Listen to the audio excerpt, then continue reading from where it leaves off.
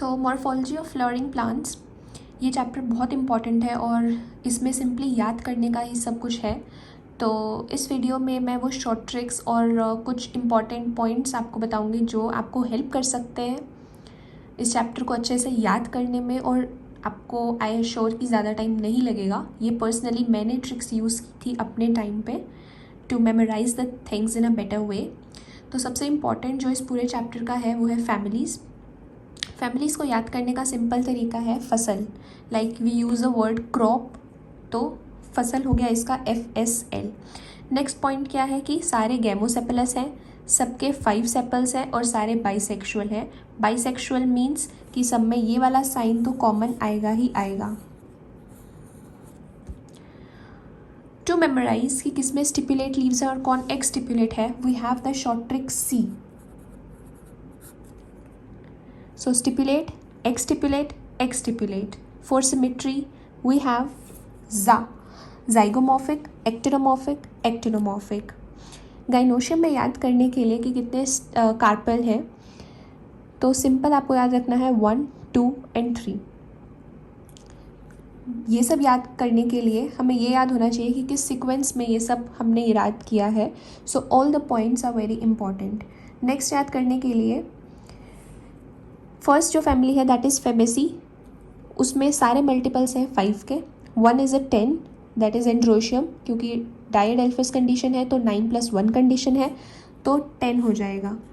To memorise ये सारे 5 के मल्टीपल्स हैं, 5, 5 एंड 10। ये हम याद कर चुके हैं 1, 2, 3 वाला, तो इसे तो अलग साइड पे रखते हैं।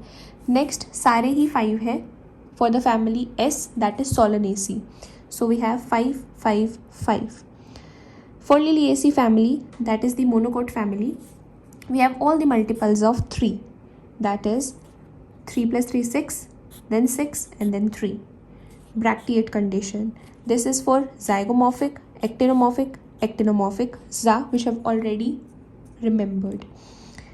So this was to memorize families. Next is symmetry.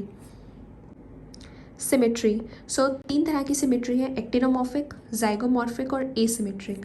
Actinomorphic is analogous to the radial symmetry which we read in animal kingdom. Zygomorphic bilateral symmetry और एसिमेट्रिक तो किसी भी प्लेन में काटो there is no symmetry.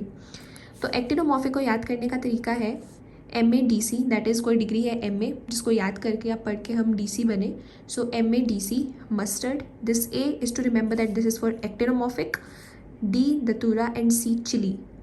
Zygomorphic, इसको मैंने याद ऐसे किया था कि एक PG है, in that there lives a BC, so P gulmohar, bean and cassia. Asymmetric canna है, इसको याद करने का सिंपल तरीका like you have a whisky bottle और अ बियर बॉटल, तो after that intake there is no symmetry in how you walk और how you talk, so for that asymmetric canna. Next is phyllotaxy, the arrangement of leaves on a stem, that is called phyllotaxy. So we have 3 types of phyllotaxy: alternate, opposite and whorled. Alternate को याद करने का तरीका है scam, sunflower, china rose, this A is for alternate and M is mustard.